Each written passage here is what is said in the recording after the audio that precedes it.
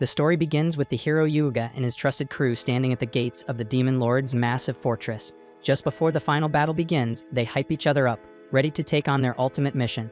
The castle doors slowly groan open, and multiple sinister eyes stare them down from the darkness within. As the group steps inside, they're immediately greeted by the Demon Lord's cocky General Yuki, who wastes no time taunting them, claiming they're far too weak to be any real threat. Without hesitation, the party's mage launches a blazing spell straight at him, but Yuki effortlessly swats it aside.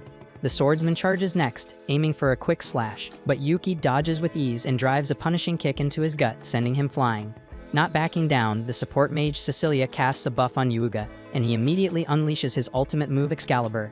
But Yuki answers with a bottomless dark spell of his own, and the two powers collide in a dazzling clash. Despite Yuga's effort, Yuki overpowers them, wiping out the entire party by himself. With the whole squad down and out, Yuga lies on the floor, defeated, wondering if this is where it all ends. He then blacks out, only to have Yuki, strangely enough, start healing everyone on the ground. But then, his eyes fall on Cecilia, and he freezes. She looks absolutely stunning, and he can't help but stare. Right then, Yuki's underlings show up and ask if they should finish off the heroes. Caught red-handed admiring Cecilia's face, Yuki gets flustered as his subordinates start teasing him. Annoyed, he orders them to quietly drop the unconscious heroes near a nearby human settlement, muttering a reluctant farewell to his fallen princess.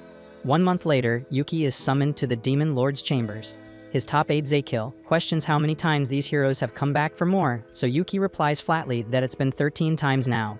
Zekiel scoffs, calling them hopeless losers who clearly don't know when to quit.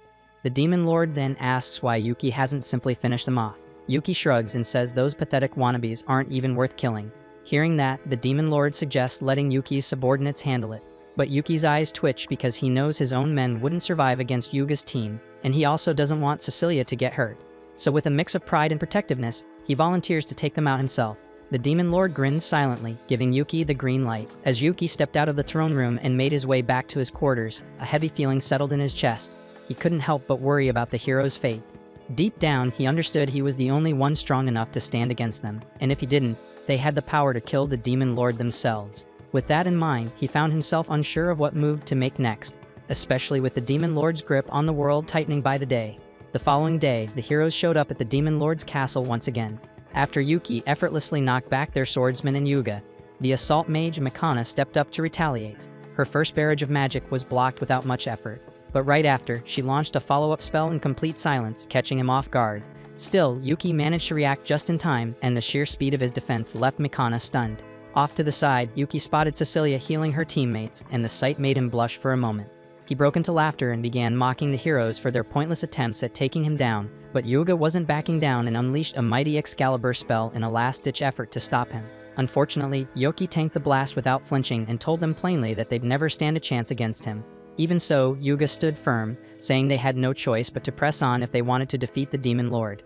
Then out of nowhere, Yuki pointed straight at Cecilia and told them he'd let them pass, only if they left her behind. Yuga immediately rejected the idea, but Mikana, trying to stay pragmatic, considered the offer.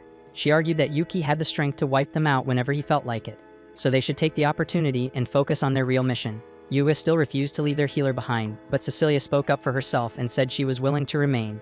With heavy hearts, the group moved on, swearing to come back for her after they took down the Demon Lord. Once they were gone, Cecilia turned to Yuki and demanded to know why he'd made her stay. Assuming he was itching for a fight, she quickly prepared a spell, but Yuki threw up his hands and surrendered, asking to talk instead. She questioned why he was introducing himself like a gentleman if he planned to kill her anyway. He simply answered that if he truly wanted her dead, she would have been gone long ago. Slowly lowering her guard, she took a breath and asked what it was he really wanted. Yuki gathers what little courage he has left and confesses that he fell for her the moment he saw her, admitting that he wants to be with her. Cecilia is completely taken aback, but after thinking it over, she gently but firmly rejects him. The rejection hits Yuki so hard that all his will to live drains away. Cecilia assumes he was only trying to deceive her and prepares to strike him again. But when Yuki doesn't even attempt to defend himself, she halts her attack halfway through. Yuki urges her to go on and finish him off, saying he has no desire to keep living. Refusing to believe someone could give up that easily, Cecilia presses him for the truth.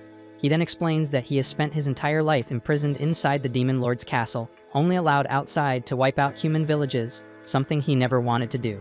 Stunned, Cecilia insists that demons are inherently evil. Yuki responds that even though he looks like a demon, he was actually reincarnated from another world. Still confused, Cecilia listens as he explains that he is human on the inside, trapped in a demon's body. Realizing that reincarnated people usually possess overwhelming power, she questions why he hasn't defeated the Demon Lord himself. Yuki explains that killing the Demon Lord would make him the next ruler of the demons, forcing him to commit horrific acts against humanity. And feeling completely trapped, he believed his fate was to rot away in misery inside his cell forever. But that changed when he met Cecilia, whose presence gave him hope that life still had meaning. But now, with even that final hope gone, Yuki believes he has nothing left to live for. At that moment, Cecilia tells him that he must keep living and use his power to protect humanity instead. She believes he can find another purpose in life and offers to help him escape into the outside world. Several days later, the Kingdom of Clarianus holds a grand celebration honoring the heroes for their victory over the Demon Lord. King Dart stands before them, praising their bravery in saving the world from a great evil, and announces that a 3-day festival will be held in their honor. From a hidden spot outside the kingdom, Yuki watches the celebration from afar.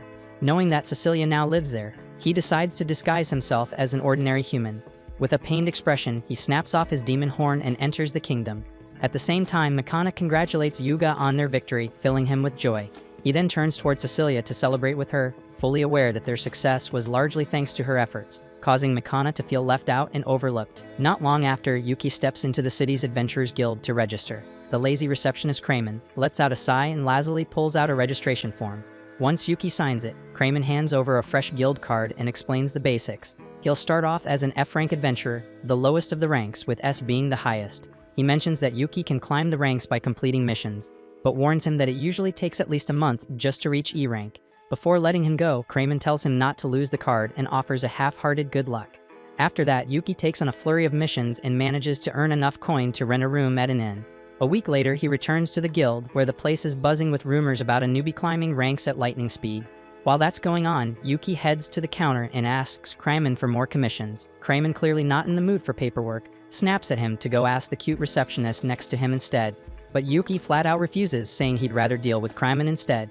Brushing it off, Kramen suddenly eyes Yuki and asks him who he really is. He knows damn well that no average guy jumps from F to D rank in just a week. Yuki plays dumb, but Kramen just sighs and says he can't accuse him of anything since he technically hasn't broken any rules. Right then, a girl wearing a hood walks into the guild and demands that Kramen cancel all of Yuki's pending quests. Yuki turns to see who it is and instantly recognizes Cecilia. Kramen, caught off guard, wonders what the hero priestess is doing in the guild, but she quickly hushes him and then invites Yuki to come with her for a private talk at her place. While they're riding in Cecilia's carriage, Yuki can't help but wonder why a girl just took him home. When they arrive at her estate, one of the guards spots Yuki stepping out and immediately gets suspicious. He points a spear at him and demands to know what he's doing with Cecilia. But before anything escalates, she steps down and tells the guard that Yuki is a friend. Another guard comes over and pulls the first one back, and Cecilia leads Yuki inside to sit down for tea. Once there, she apologizes for not finding him sooner, but Yuki doesn't mind. He asks how she even managed to track him down in a city this huge, and she tells him it wasn't hard because he's gotten pretty famous after rocketing up to D rank in just a few days. Then, out of nowhere, she asks him to quit the Adventurers Guild, completely throwing him off. She goes on to explain that after Yuga beat the Demon Lord, the other nations have started waging proxy wars to seize power. She also tells Yuki that Yuga's already being courted by world leaders, offered money, women, and more power than he could ever wish for. Even though Yuki can't help but feel a little jealous of the hero, he also realizes the guy's just a pawn in the hands of greedy nations. Cecilia warns him that with power like his, he'll attract the same kind of attention, maybe even worse. And since he's stronger than the hero, she's genuinely afraid someone might try to use his strength to conquer the world. Yuki gets where she's coming from, but he still jokes that power doesn't pay rent. Cecilia offers to hire him herself, but admits she can't afford someone of his caliber. She pleads with him anyway, only for Yuki to suddenly ask her to lift her head. Then, with way too much confidence, he says even if the world's most beautiful woman threw herself at him, he'd still turn her down because his heart only belongs to her. That makes Cecilia burst into laughter, while Yuki instantly regrets going that hard with his words.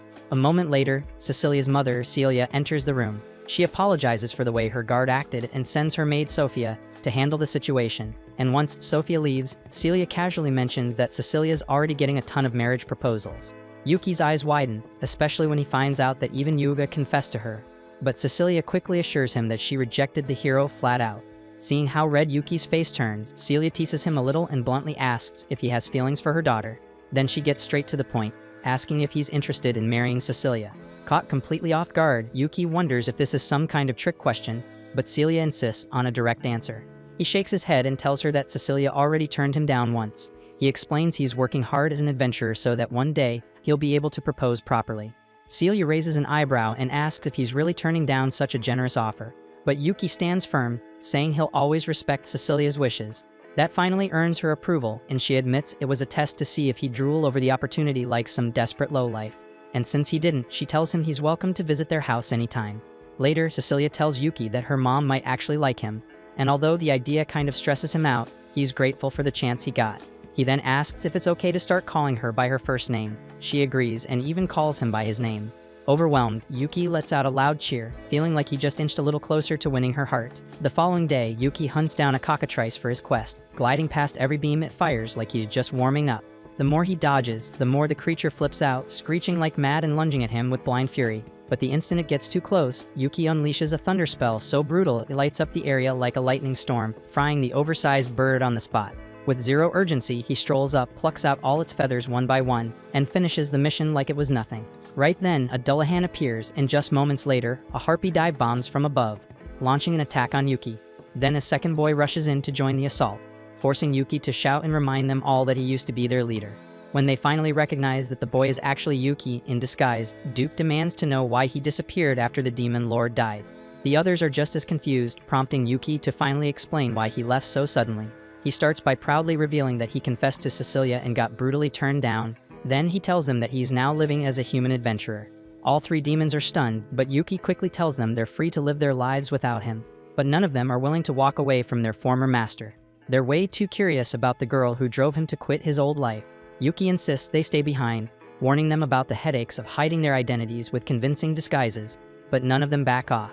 Eventually, Yuki gives in and agrees to let them tag along. He removes their demonic traits one by one, but when Cecilia learns that Yuki went as far as to pluck every feather off the poor harpy, she completely lays into him for being a heartless jerk. Yuki admits he messed up and apologizes, much to the demon's amusement as they watch him get chewed out.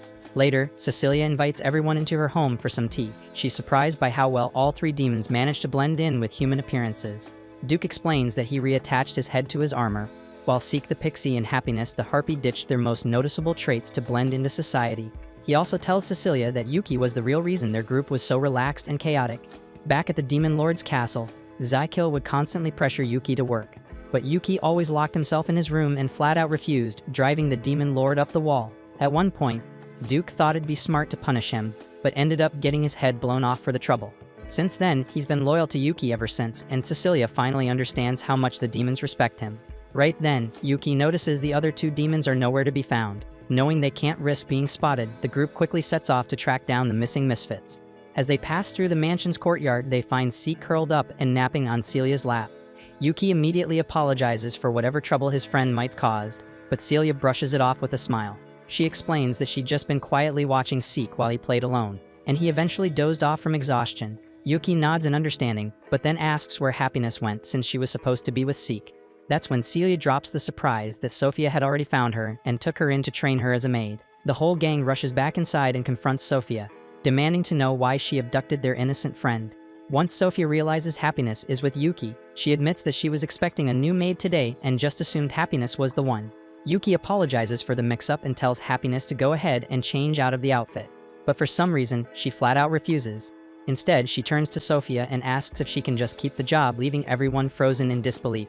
In the end, the group congratulates Happiness on landing her new gig. As they get ready to head out, Celia kindly tells the demons they're welcome to visit anytime. Then she sneaks up beside Yuki and quietly whispers that Cecilia has a day off coming soon, hinting that he should take her out. Grinning like a fool, Yuki eagerly agrees, thrilled that the parents are finally giving him the green light for a real date. The following morning, he waits patiently at their meeting spot.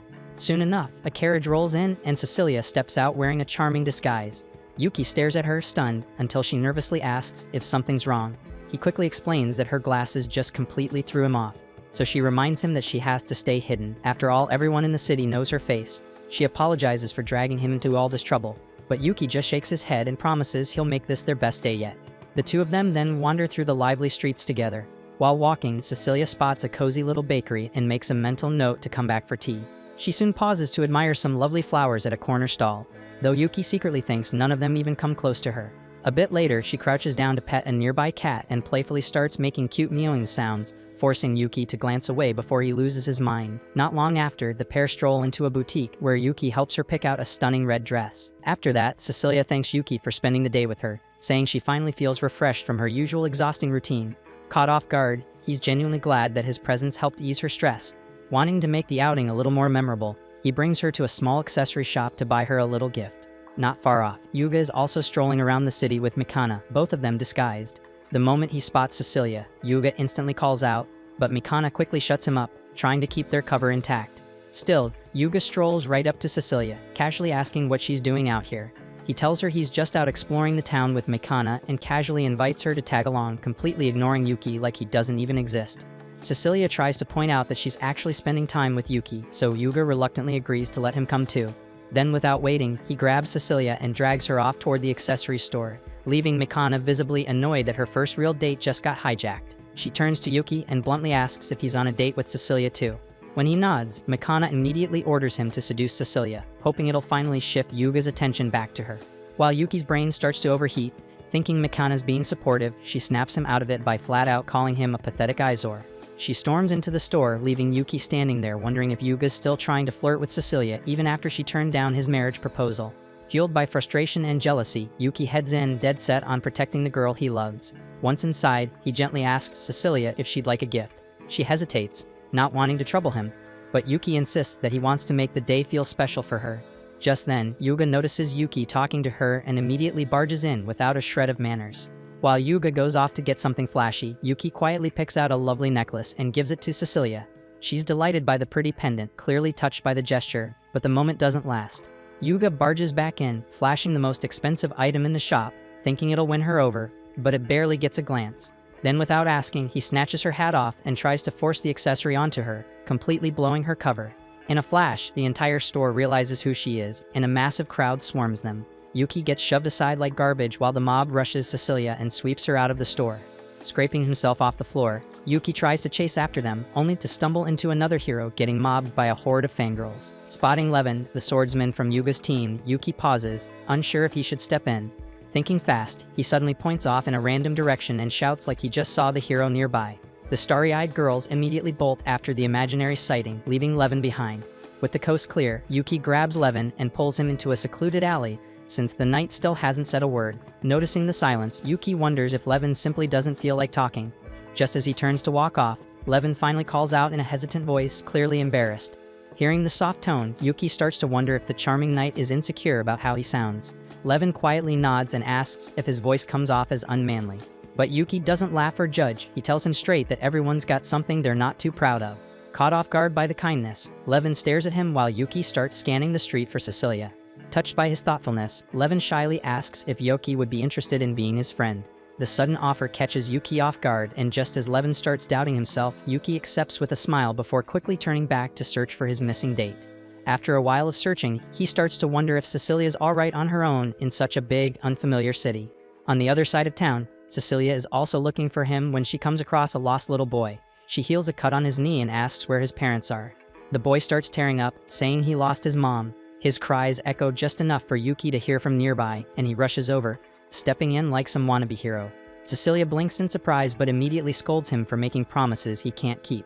Watching a grown man get lectured leaves the little boy chuckling at Yuki's expense. Shrugging it off, Yuki teams up with Cecilia to help find the boy's mother. While walking, he gently suggests that Cecilia head home in case another crowd causes trouble. But she shakes her head and says she's not backing down. If anything happens again, they'll handle it together. Yuki nods and keeps moving, only to glance back when Cecilia suddenly sneezes, despite the weather being blazing hot. Meanwhile, Yuga's still wandering the city looking for Cecilia. Mikana tells him to drop it and go home, but he brushes her off and takes off running. Left behind, Mikana clenches her fists in frustration, feeling ignored on what was supposed to be their date. Not long after, Yuga catches a glimpse of Cecilia standing with Yuki. He spins around to tell Mikana, only to realize she's completely gone. The following morning, Yuki finds out that Cecilia fainted on her way back home. Celia calmly explains that her daughter caught a nasty cold, and she was already worn out. And thanks to Yuga's little stunt, the crowd pushed her over the edge. Celia also mentions that Yuga kept barging into her daughter's business, so she sent Sophia to handle him. Yuki blinks in shock, wondering how casually Sophia could just toss the hero out like yesterday's trash. But Celia smiles and praises him for taking care of Cecilia so well.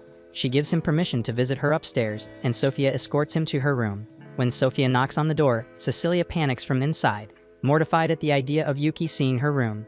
Sophia calmly reassures her, mentioning that she already hid the stuffed teddy bear, completely nuking whatever cool points Cecilia had left. Finally, Yuki steps inside, clearly flustered just being in a girl's room. He sits beside her as she lies in bed, looking tired but still smiling. Feeling guilty, Yuki admits it might be his fault she got sick, since he dragged her around so many places. Cecilia plays along and says he'll just have to make it up to her by planning an even better date next time. Lighting up, Yuki leaps to his feet and starts boasting like some over-the-top hero ready to whisk her away on a grand adventure. Watching him put on such a ridiculous act, Cecilia bursts out laughing. That of course doesn't sit well with Sophia, so she storms in, grabs Yuki without hesitation, and chucks him straight out of the room, yelling that he'll only make her condition worse by making her laugh so hard. Later, as Yuki walks home rubbing his back, he spots Levin heading towards Cecilia's mansion. Curious, Yuki stops him and asks what's going on. Levin says he's planning to confess to a girl, and he admits that she made him feel seen. She complimented his soft voice instead of mocking it, and he's been drawn to her ever since. Still, he's not sure he's good enough.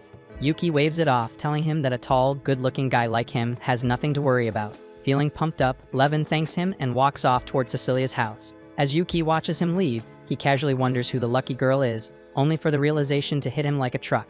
That kind, supportive girl Levin's in love with, it's gotta be Cecilia. And just like that, Yuki realizes he may have accidentally cheered on his own love rival. Yuki keeps telling himself there's no damn way Cecilia would actually fall for a random last-minute confession from Levin. But then again, they were in the same hero's party, traveling together non-stop, so who knows what could happen between them. That possibility hits him like a punch to the gut, and he starts overthinking everything all over again, until he spots Levin trudging back from the mansion looking like he got hit by a truck. The dude honestly believed the worst-case scenario would be a polite rejection, but clearly he was way off.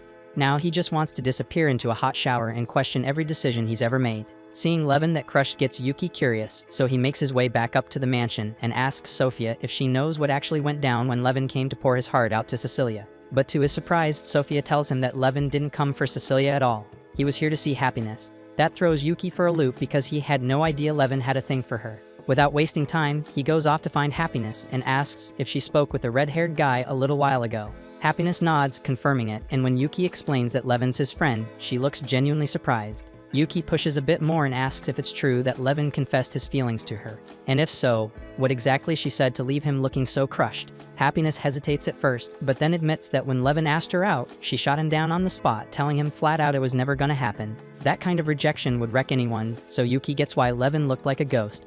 But if she's not into him, there's really nothing that can be done. Except just as he's about to move on, she adds that she does like Levin.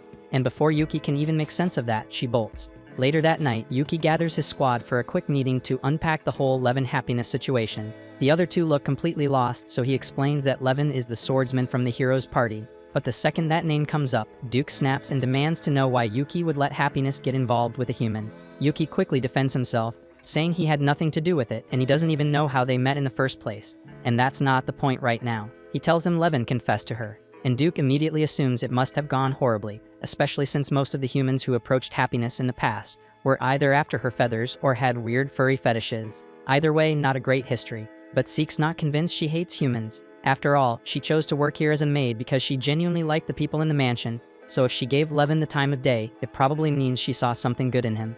The following morning, Yuki shows up at the guild like usual, but something feels off. Kramen isn't around. One of the other receptionists waves him over, recognizing him as the guy who's always chatting with the Vice Guild Master. At first, Yuki's confused because he's never spoken to the Vice Guild Master, but she clarifies that lazy, unbothered Kramen is actually the second in command around here.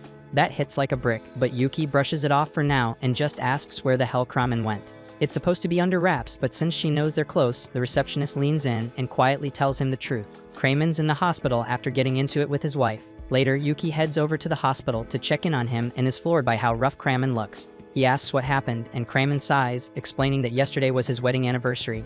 He got so caught up trying to pick the perfect gift that he spent the whole damn day glued to a jewelry display. By the time he finally got home, he'd missed dinner, and his wife assumed he had forgotten the anniversary altogether, so things exploded from there.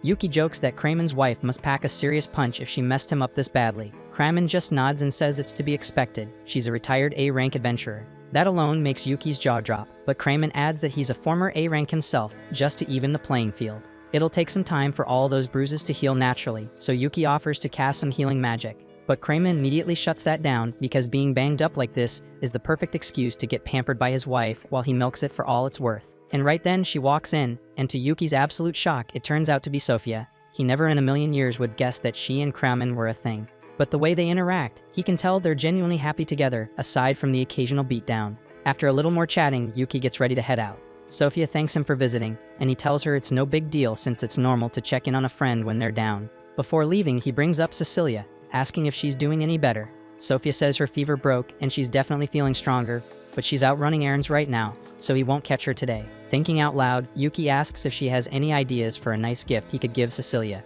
just something to lift her spirits. Sophia tells him it doesn't have to be anything fancy. As long as it's from the heart, Cecilia will appreciate whatever he chooses. Yuki thanks her for the advice and steps out of the hospital, but as he strolls down the street, his mind drifts off, daydreaming about what life might be like if he and Cecilia ever ended up married. By the time he shakes himself out of it, he realizes he's wandered near the night dorm. Since he's already here, he figures he might as well check in on Levin. He opens the door and finds Levin still lying in bed, just as miserable as he was the day happiness turned him down. It hits Yuki right in the gut, so he decides to try cheering him up. He asks if Levin could walk him through how things even started between them, what led to him falling for her in the first place. Levin sighs and starts explaining. It happened on a pretty normal afternoon while he was out on patrol. That's when he spotted a girl being cornered by a couple of drunk idiots. He didn't waste time, took out the first guy clean, and once the others figured out who they were messing with, they took off running. The job done, so he turned to leave, but before he could take a step, the girl grabbed his cape and thanked him. Levin told her it was nothing, he was just doing his job. But then it hit him. He'd just spoken out loud, and that meant a total stranger had heard his voice. He instantly tensed up, worried she might laugh or mock him for how it sounded. But instead, Happiness looked him right in the eye and said she liked it. No sarcasm, no teasing, she genuinely meant it. Levin thought she was messing with him at first, but she was dead serious. While she thanked him one more time, smiled, and took off to finish her errands. And just like that, she was gone. But she'd already left a mark on him. That moment stuck with him. It's what gave him the push to eventually confess, though clearly, it didn't go the way he'd hoped. Looking back, Levin admits it might have been too soon. They barely knew each other, and jumping straight into a confession probably made things awkward. Still, Yuki tells him not to throw in the towel just yet. From what he's seen, there might still be a shot, and in the meantime, they should get out of this place and clear their heads. So the two of them head out, and Yuki ends up bringing Levin to the same jewelry shop he visited with Cecilia a while back, the one where he never got around to buying that necklace. While browsing, Levin's eyes land on a gorgeous pendant that immediately makes him think of Happiness. He hesitates, unsure if it's weird to buy a gift for someone he barely knows, but Yuki tells him not to overthink it. It's not about making a move, it's about the thought behind it. And honestly, the piece suits her so well, there's no way she won't appreciate it. Levin ends up buying the pendant, but since he doesn't like people hearing his voice, he quietly communicates with the cashier using pen and paper. Once the purchase is done and they're heading out of the store, Yuki and Levin suddenly run into Mikana, who's clearly surprised to see both of them walking out of a jewelry shop together. She raises an eyebrow and asks what they're doing here, and without missing a beat, Yuki tells her they're picking out gifts for the women they're in love with. Mikana already knew about Yuki's obvious crush on Cecilia, so that doesn't shock her one bit. But hearing that Levin's got someone on his mind is new, so she instantly presses him to spill the details. But Levin just shuts down and refuses to say a word, and honestly she knows why. A while back she joked about the way he sounded, and ever since then, he's been way too self-conscious to talk around her. She genuinely regrets it. She's apologized already, but even she knows an apology doesn't magically fix things, so she backs off a bit and doesn't push. Still, even if he won't talk to her, she's dying to know who he's crushing on, so she invites both of them out for lunch, hoping to get the story that way. But unfortunately for her, the second they sit down, the two idiots start scarfing down food like their lives depend on it, clearly trying to avoid answering anything. Solid plan, until Mikana casually drops the bomb that she might have some juicy stories about Cecilia if Yuki's willing to talk. And that's all it takes. He caves instantly. She jumps right in and asks how far things have gone between him and Cecilia. But Yuki just shrugs, saying there's nothing going on yet. He mentions that she's gotten a flood of marriage proposals, even one from Yuga, which makes Mikana visibly annoyed. She can't understand how the guy still hasn't picked up on any of her signals. He's always been a clueless moron, the kind who'd accidentally walk in on Cecilia while she was changing or in the bath, without even realizing what he'd done. And no matter where they went, girls would swarm him like moths to a flame. It wasn't like he did it on purpose, but that laid-back attitude of his really grated on Cecilia's nerves. And when she's pissed, she's terrifying. Mikana then turns back to Levin and tries again, asking about his crush, but before he can even respond, Yuki cuts her off because he's not about to let her mess with Levin. She quickly defends herself, saying she's not trying to tease him or make fun of him. She's just got some love life problems of her own and thought maybe talking about them with someone would help. To be honest, she's convinced Yuga resents her for something she did. She tells Yuki that even though the kingdom's official report claimed they crushed the demon lord, the truth is they got their asses handed to them multiple times by some random demon general, no less. And every single time they lost, they'd end up waking in a nearby village, all healed up like nothing happened. But it didn't matter how many times they regrouped and came back. That same demon kept trashing them worse each time. Yuki starts feeling kind of guilty at this point, remembering how he deliberately stalled their progress a few times just so he could sneak a few extra glances at Cecilia. Still, it's not like he meant to humiliate them. Either way, after every defeat, the hero party had no choice but to lie to the public and pretend they were winning, just to keep morale from falling apart. But their supplies were drying up, and if they didn't take that demon down soon, the people were going to lose all faith in them. That's when, during one of their attempts, the demon made them a deal. It said it would let them walk straight into the demon lord's throne room without resistance, on one condition: they leave Cecilia behind. And it was Makana who pushed the group to accept. Her argument was that if they failed again, Yuga's reputation as a hero would be ruined, so they agreed and left Cecilia behind. She survived somehow, but Makana doesn't think Yuga has forgiven her for what she did. He still smiles and jokes around, but she can feel it. His view of her changed that day. Cecilia probably sees her differently too, and things have been weird between all of them ever since. Yuki knows this mess is partly on him. His selfish choices helped create the divide in their group, and now it's too tangled for him to fix alone. He asks Makana if she's at least tried to talk to Cecilia about it. But how is she supposed to bring it up, and what is she supposed to say? Sorry for throwing you to the wolves, but I didn't want Yuga to look bad. That won't exactly fix anything. Yuki gets it. It's not an easy thing to admit, but if she doesn't say anything, this awkward silence between them is going to last forever. So he tells her to at least think about facing it. Makana quietly nods, realizing he's right. If she ever wants things to feel normal again, she's got to make the effort to fix what she broke. Inspired by that, Levin decides to step up too, and he wants to try talking to Happiness one more time. So he and Yuki make their way back to Cecilia's house. When they find her, Levin quietly apologizes for dumping his feelings on her so suddenly last time. Then, he hands her a pendant he bought and asks if maybe they could start off as just friends. Happiness smiles and likes the sound of that. Thanks for watching. If you enjoyed the recap and are excited for the next episode, make sure to like, subscribe, and hit that notification bell so you don't miss our daily recaps.